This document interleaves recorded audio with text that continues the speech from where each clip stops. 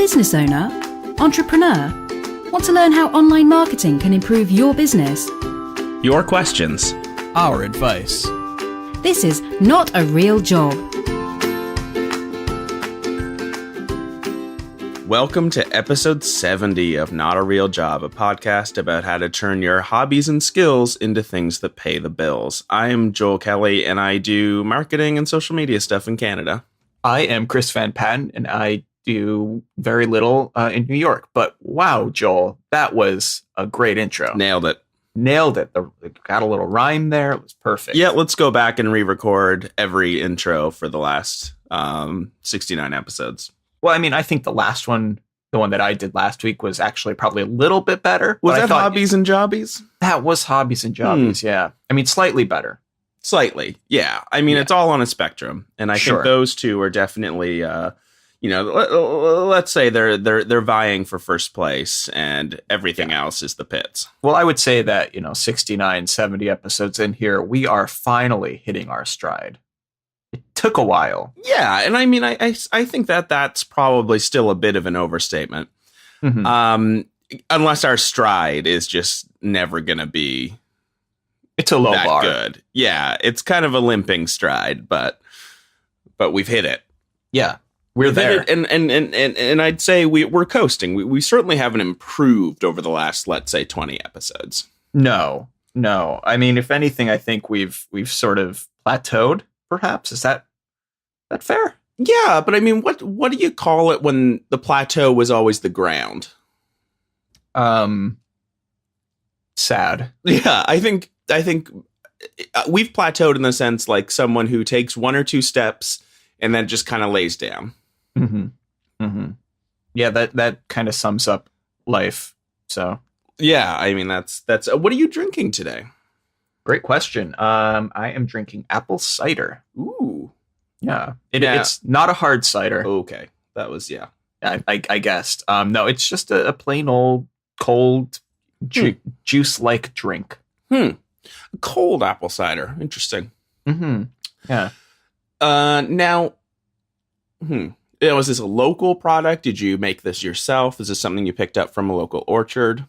Well, I actually I went to a cider house and got a job there. Now, what are the rules? Apprenticed for a little while. Well, that's a great question, and I really can't share the rules with you. That's it's the first rule of Cider House Club. Yeah. But no, I bought it in a gallon at the local supermarket. So bodega. No, not a bodega. No, a delicatessen. Not quite.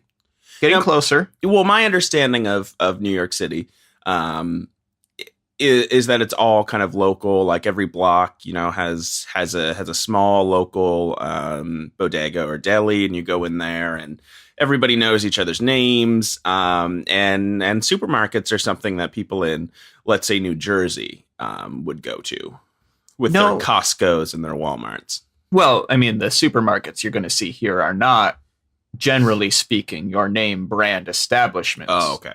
We've got the Trade Fair, the Key Food, the Gristedes. These are, not your top name brands here, which is fine. Now, is this a Whole Foods? We have that. We have those. A Trader Joe's, maybe. We have a couple of those too, but nothing near me. So I go to the little local joint. Yeah, I don't have either of those either. Yeah. I don't think we're missing much. Yeah, I guess the Whole Foods has Beyond Meat. It's a really good vegan. It would probably be very helpful for someone in your state condition. Yeah. Yeah. What are you drinking? Coffee with Kahlua. Excellent. Kahlua, purchased in part by your wedding gift to us. Actually, I'm happy to hear that.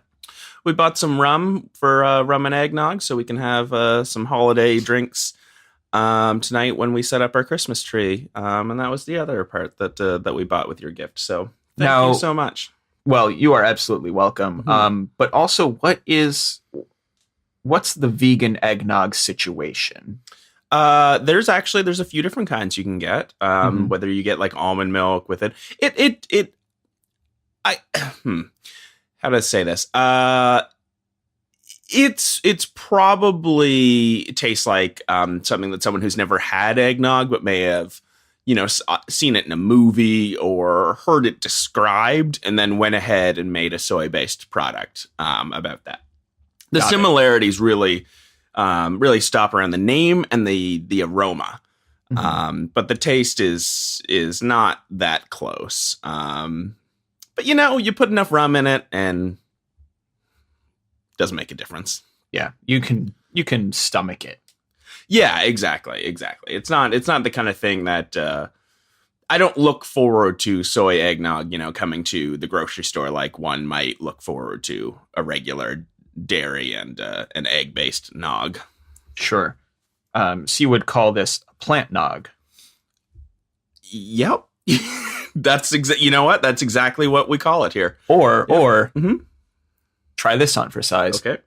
Vegnog. Vegnog sounds like an alien from a bad movie. It could be both. Vegnog the Destroyer. He comes in liquid form, but once a year. Yeah, that's it. And then the hero has to drink Vegnog, and that's how the movie ends. I think we should do a Kickstarter for this. Okay, perfect. Yeah, we're gonna sell this script, and get rich. This is how we're gonna turn our skills, and our skills are, of course, as filmmakers, into something that will pay the bills. Yeah. Oh man, because the bills are piling up, Christopher. Obviously, after episode 69, where we really hit our high point, I quit my job. I sold a few of my possessions so that I could acquire better possessions. And now I'm just going to make money, as a podcaster and as a filmmaker. Sure. So you sold some things, you packed up a little bindle, you're going to hit the rails, see what you can find, that kind of thing. Got some Vegnog. And it's just me and my ideas. The open road. Yeah. So hopefully this podcast takes off. Yeah. I mean, we've only been doing it for a few weeks, so hard to say. Yeah, exactly. I mean, what's 70 weeks in the grand scheme of things? Yeah, absolutely. Ooh. Very little. How many episodes have we missed? Like maybe 2? Yeah, I think right about 2. I mean, we've certainly done weeks where we produced a couple in advance and that kind of thing, but yeah, not many. Oh man, you'd think if we were a podcast that people liked and listened to, I'd be really proud of us, because we got everything else. We got the consistency. We've got attractive hosts. Yeah. I mean, that's what you look for in a podcast. A purely audio-based format. I look really good in like a tasteful nude. I look really good in 128 kilobytes per second. So, there you go. Nailed it. That's all you need. So, speaking of attractiveness, you were doing No Shave November. Yeah. How does it feel to kind of be done with that? It feels not too different. Oh, I mean, I look much better. I mean, just to give a little bit of background, this was technically No Shave November, except that I started in like mid-September. So this was really No Shave mid-September, No Shave October, fall. and November. No Shave autumn. No Shave autumn. Yeah.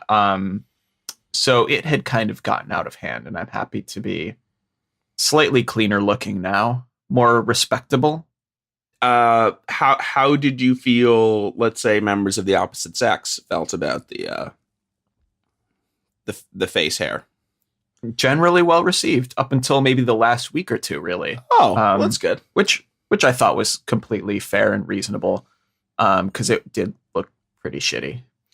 It had certainly hit a plateau. Let's say again, like this podcast. Yeah, it definitely plateaued at a certain point where improvement wasn't really happening. But no, that's exciting. It's exciting. So now you've shaved it off. You've got yourself a chin strap, and you're just gonna go for an overly sculpted look. Absolutely. That's what I'm always going for. Generally in my life, sculpted is kind of the word I would use to describe my everything about you. Yeah. Yeah. A certain je ne sais quoi that I that I cultivate. Did you say je ne sais quoi? I said je ne sais quoi. Okay, well, it's French. Oh yeah, no, I know. Do you have that up in Canada? No one here speaks French, actually. Wow, that's Italian weird. Mostly. Huh. You don't hear about that a lot, but yeah, Quebec, really just in and around 1995 or 1998, whenever they were trying to separate, actually the part of the referendum that got approved was they were switching entirely to Italian. Wow. Yeah, so I mean, there was about a 7 to 8 year transition period, but it turns out those languages are fundamentally the same. That's what I hear. I hear all the Romance languages. It's basically just one language. Yeah, exactly. I mean, there's change a few vowels here and there. That's precisely what it was. All the mannerisms and all kind of the the things that make the language not English are, there's effectively like 5 or 6 phrases, and that's really it. Yeah, no, that makes a lot of sense. Mm-hmm. This is good information here. Yeah, I mean, Canadian history is it can actually be interesting once you kind of dig down a little bit and start making things up. Emphasis on the making things up. Sorry, Canada, you're actually really cool. I like you a lot. Yeah, but historically, it's kind of. I mean, we didn't. Yeah, exactly. We didn't get the interesting stuff. Though we do have that poster. I think you saw it when you were in town, in front of our historical graveyard. The poster talking about why we're not Americans. Yeah, that was a great poster. I think I might have snapped a photo of that.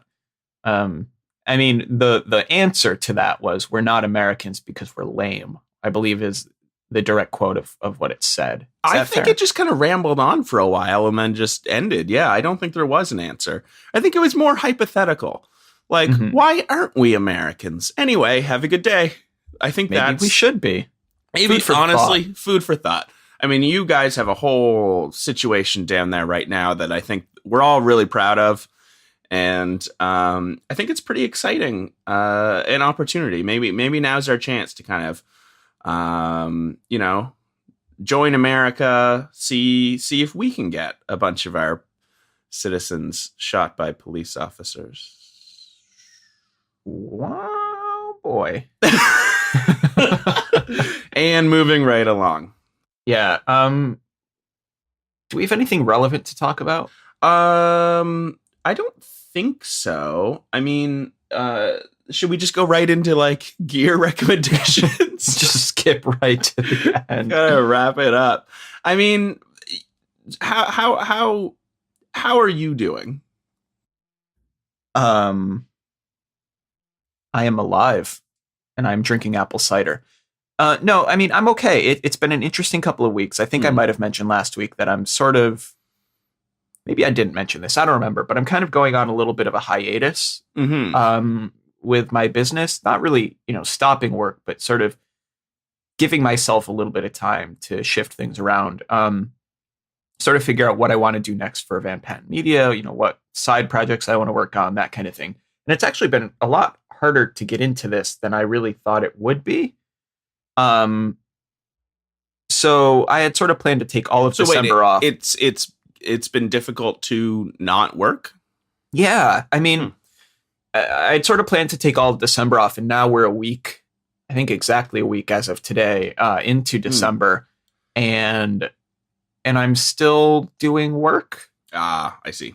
And I think, that's partly because I don't want to leave bugs unfixed and things like that and have them pile up for when I do get back. But it has been a little bit tricky to slow down as much as I would like to.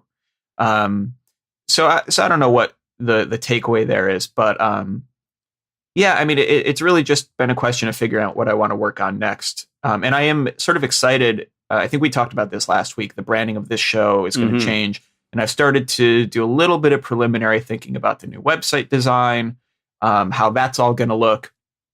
So I think that's going to be a big part of the next couple of weeks for me, is working on that. And I would love to have that launched by January so we can sort of dive all into that, maybe get some new advertising, different things like that, to really try to kick the show up a notch. That's very exciting. Are you? So you're a week in. It's not going quite as you'd expected. Does it still seem like a good idea? Is this something that a sabbatical from work? Is that something that you would recommend to someone? I think if you're in a situation where you can take it, I think it's totally worth it. I think, especially, for me in particular, coming off the past couple of months where we launched, I think 5 or 6 WordPress sites in the month of November, sort of back to back to back. And that was kind of insane and not something that I'll ever do again. But it did sort of burn me out. And obviously that's kind of always the case. And we've talked about our burnout respectively, for many episodes. But no, I think the idea of taking a little break is good. But I think you also have to be realistic about whether you're actually going to be able to manage it or not. I thought it would be a little easier to get into break mode. I mean, it's not really. It hasn't been. But I want to clarify, like when I say break mode, I mean, I'm still going to be making websites and I'm still going to be working on money-making efforts. They're just going to be sort of my own projects rather than paid client projects. Yeah, exactly. And I'm sure part of that is, a matter of pace as well. If they're your own projects, deadlines and things like that could be a little bit more idealized. Yeah. Well, I mean, that's part of the trick of, why I'm not really the trick, but that's why I'm focusing on these projects now because, we've been talking about doing the Not a Real Job rebranding now for at least a month and a half, maybe longer. But because I just didn't have the capacity to work on it, it wasn't going to happen. And I have no applicable skills to actually help this move forward. So it's really, if you don't do it, no one does. No one does, exactly. No, but I mean, you've been very busy as well. Yeah, guy, Sure, you bring... I don't like to get down in the weeds. No. That's how I consider whatever it is that you do sounds a lot like the weeds. You're more of a big picture thinker. Yeah, exactly. Like I like to stay up near the top, where I can kind of oversee everything. Can I just check in? Sometimes I'll what I like to do is just send an email going, just checking in, That's really, I think, the most valuable thing I can provide is really sending a few emails a day just to kind of see how things are going and then just test the waters a bit, just sort of, maybe we can follow up. Maybe we can take this conversation offline. Maybe we can do a status update kind of thing. We're definitely going to have 5 to 6 meetings per week about this. Yeah, we gotta stay in sync. Well, yeah, exactly. So I'm going to send you over an Excel document that's really just a way that you can kind of keep me up to date. Let me know what you're up to, and we can figure out if you're working hard enough on this project. I think that's a great idea. See, this is the motivation or the structure that I needed in this project. So. Well, this is I know this much about how to keep people motivated. You got to send a lot of emails, and you got to give a lot of Excel documents. Yeah, I would even emphasize the Excel documents. I would say that's the priority, really. Yeah, I mean, and honestly, I think the issue, a lot of people fall into the idea that, let's use one Excel document to kind of, maintain a whole project. What I like to do is every element within a project gets its own Excel document with maybe 6 to 9 tabs per document that I really think, Monday through Wednesday is status report updating.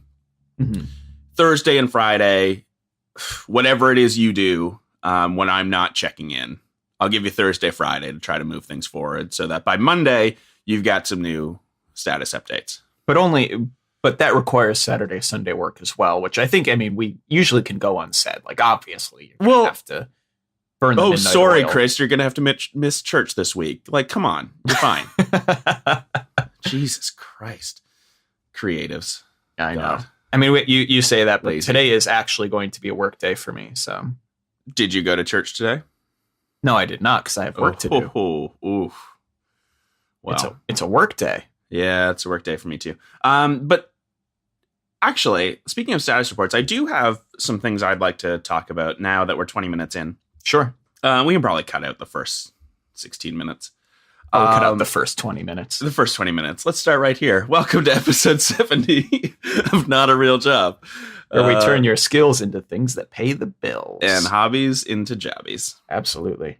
So I recently, there's been a little bit of change in my position at work. I had been the director of our upwards social or media downwards. Everything's always upwards. Okay. Yeah. Upwards. Okay. Upwards and onwards, we call it. Mm-hmm. So I had been the director of our social media team, and recently I'm also helping to manage resources and, kind of help out with the organization for another team, the search marketing and SEO team. So now I'm effectively the director of our whole content, your favorite word, team. So yeah, over the last couple weeks, the team that I work on has doubled in size. So a lot of my ideas around, how we could do things like status reporting, how we can do things on, internal meetings and communication have been tested a lot when, a team goes from, 4 to 5 to 9 to 10, over the course of a couple weeks. So, if anyone else is going through any issues like this, I just have a couple recommendations for what we've been able to do, to kind of keep things on track and not lose the momentum and kind of the level of comfort that we'd had at a smaller size. And those two things are Slack, which is the greatest internal communication tool ever. On our team, we've now reduced or eliminated internal emails. So there's 9 or 10 of us who no longer send each other emails, which has reduced the amount of emails that I receive in a week by an extreme amount. All our file sharing is through Slack. We have, ways of communicating with every single project we have. It's all archived. It's all searchable. So Slack has been incredibly useful to reduce the amount of internal communication. Well, not reduce the internal communication, but reduce the communication that's disruptive, which is email. Email stresses people out. And it can kind of keep you from being able to focus on what you really want to focus on. And the other thing is 155.com. That's numeral 15five.com. And what that is the idea is that each person on a team spends about 15 minutes per week filling out a quick status report on, what big wins they had that week, what they're excited about, any challenges they're facing, anything that their manager can do to be useful, and their, priorities for the next week. And then it takes about 5 minutes for the person who reviews that report, which in our case is me, to go through, read about it, leave comments, and kind of figure out what's going on. So now, instead of having, a weekly status meeting that could take us an hour, through the use of Slack and 15five.com, we've been able to get it down to a 20-minute status meeting every 2 weeks, which everyone is much, much happier about. So just some tips for me on a quickly growing team and keeping things, comfortable and happy and and flowing nicely. Yeah.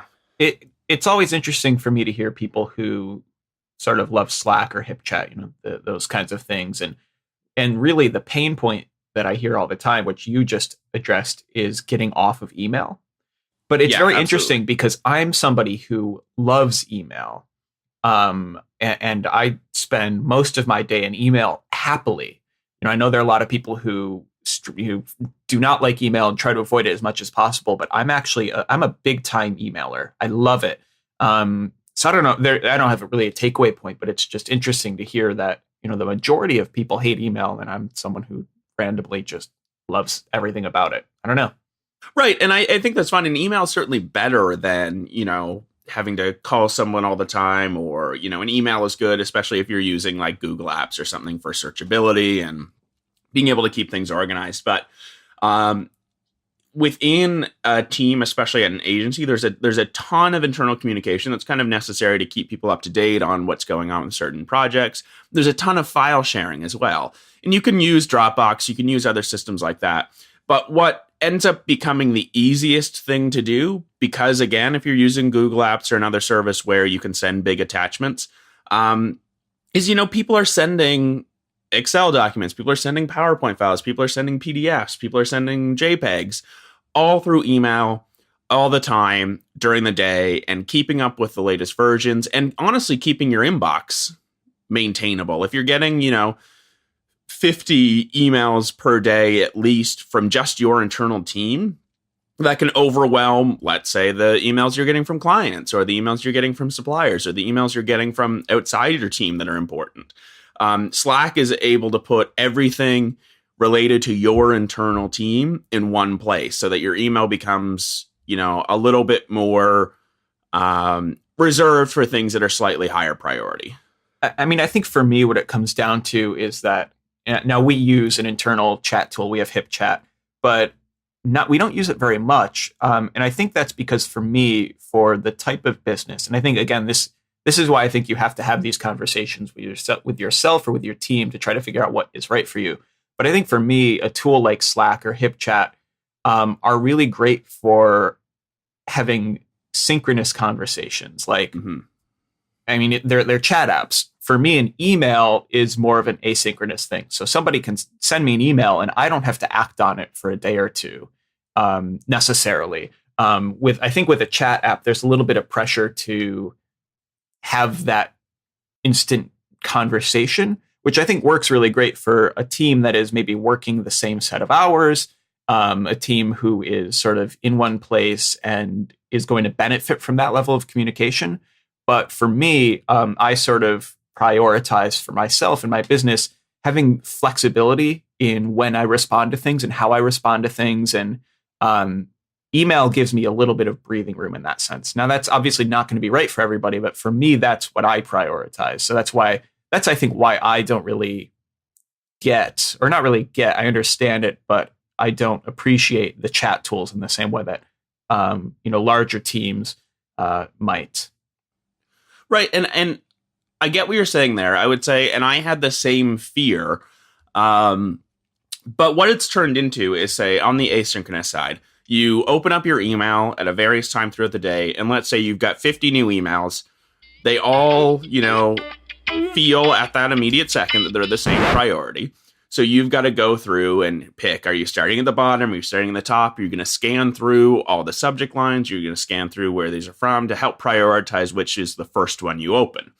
Versus Slack. So you open up Slack, or you've been away from your computer for a while, and all your messages are divided by, in our case, we divide our conversations by client. So they're done by client, plus messages directly to you that are not public. Plus, we've a few different channels on, random conversations, cool reading. So in an email sense, when someone's sending you a cool link to Mashable about a new tool you might want to read, that immediately gets the same priority as, a client or someone on your team posting about a crisis. See, I think this might be the key difference is that one, not really, there's not a one, it is the only point, which is that I don't have those situations, I guess, is what it comes down to, because my team is really at any given time no more than 2 or 3 people working. Right. Plus, there's a small support staff, assisting and doing other little things, but they're not people who, would ever need to be included in an internal chat room or anything like that. Mm-hmm. So I think for me, that's just not the level of communication that I need. I don't know. Yeah. I mean, and I've also gotten to a point where I am very good at email. I can get through 15 emails in 3 minutes. I've gotten very good at sort of a GTD style, starring things and certain auto labeling of things and that kind of thing that makes it a little bit easier for me to parse email, which is why I end every day on inbox 0. Mm-hmm. And I've been doing that consistently since probably March or so. Yeah. So I think for me, I guess the point is that there is no right answer and there's no wrong answer.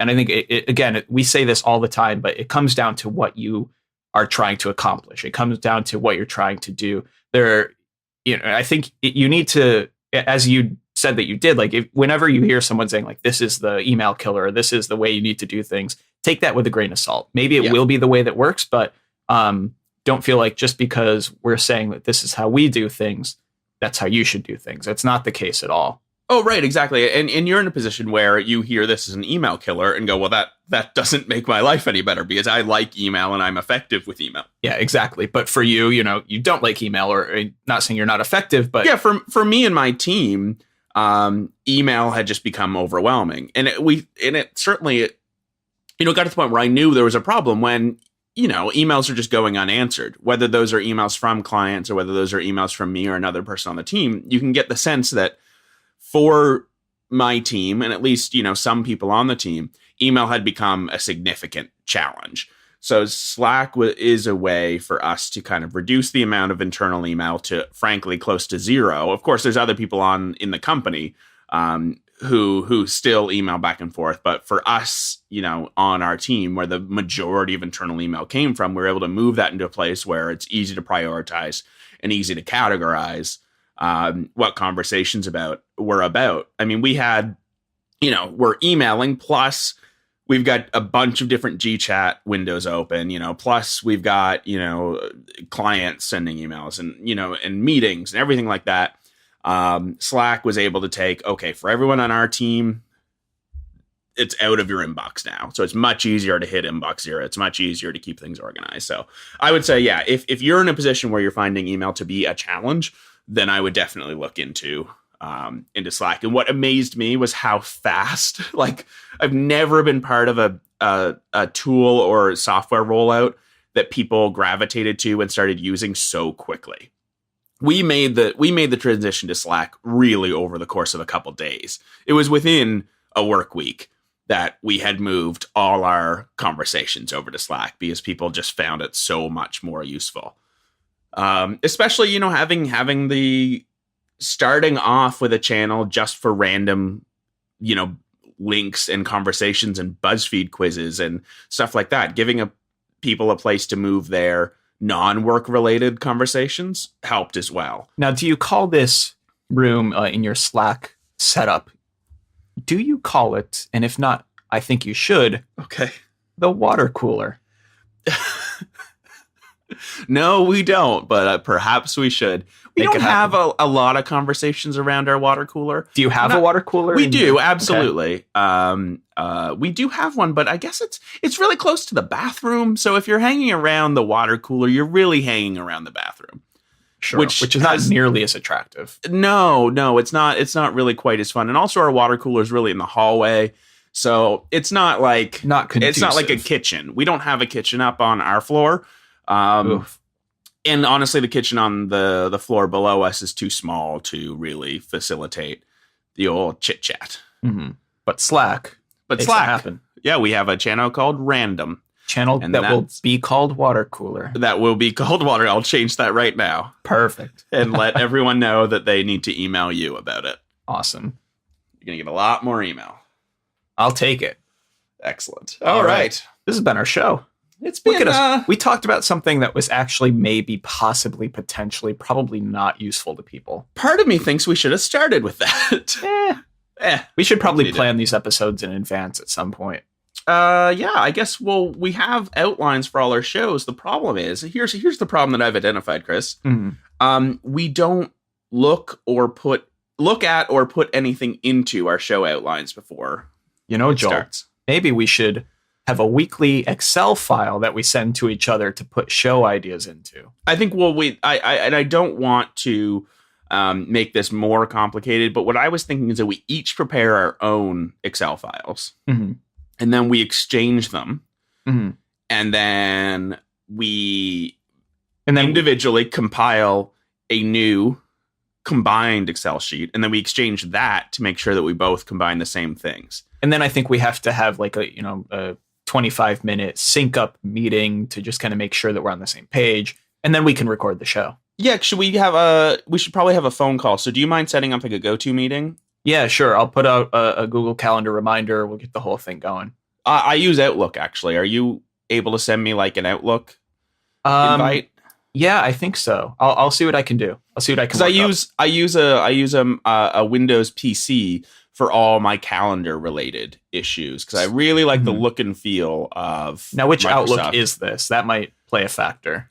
I think it's like Outlook 95. Okay, see, I've got 2003, so we might have a little bit of issue, but I'll see what I can do.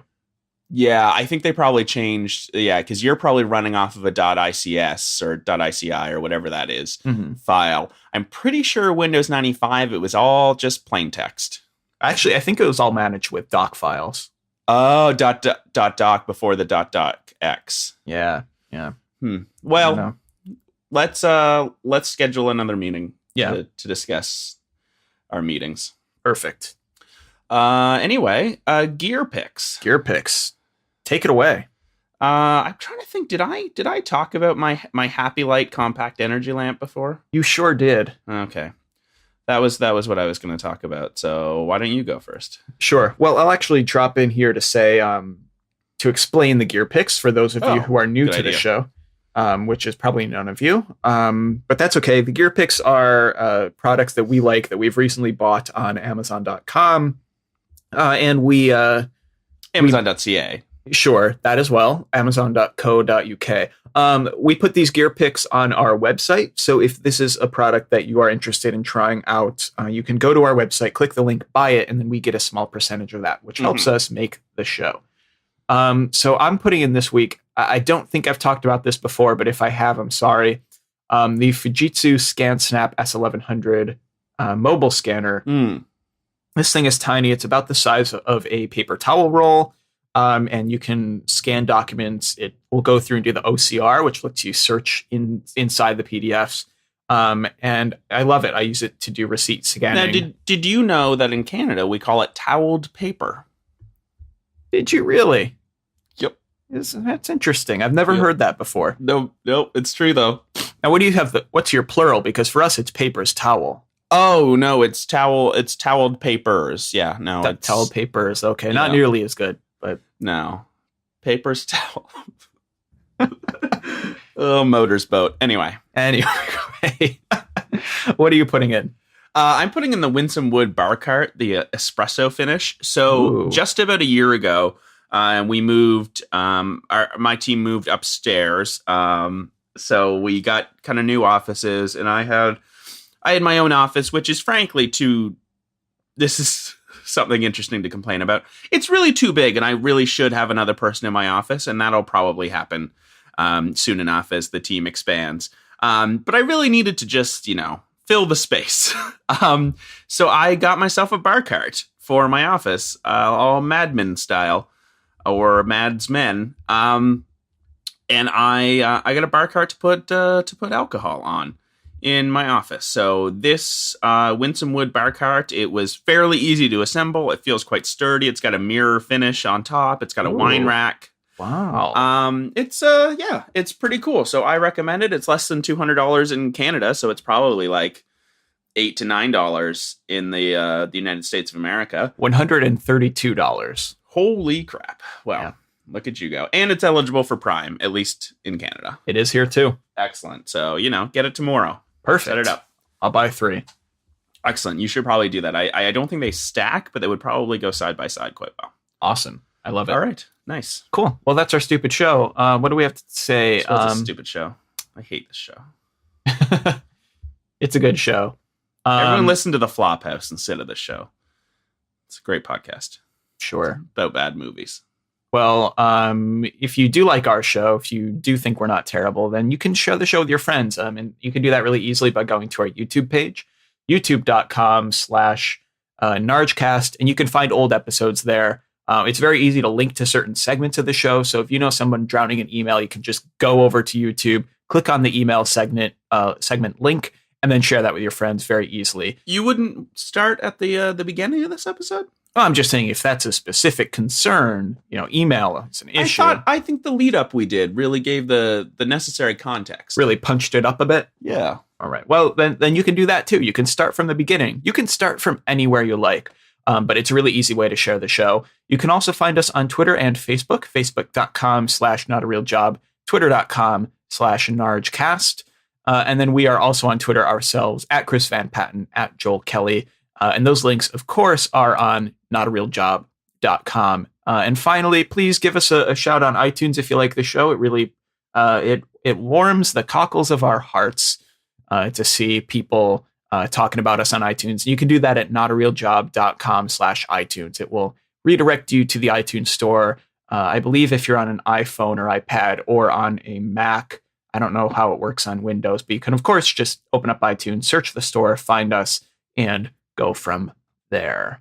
Now, what is a cockle? I'm not really sure, but I think it's a fun thing to say. Google tells me that it's an edible burrowing bivalve mollusk with a strong ribbed shell.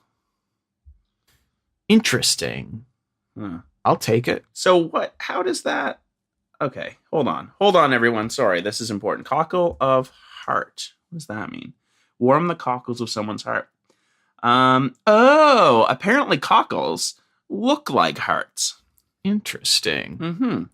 So you were telling people to a 17th century unknown, possibly due to resemblance of cockles to hearts. Alternatively, maybe a corruption of cockle, which means ventricles. Oh, it might mean ventricles of the heart. It could mean a lot of things. It could possibly be inspired by mollusks opening when exposed to warmth, notably cooking. Now, where are you getting all this information? I got it off a little website called Wiktionary.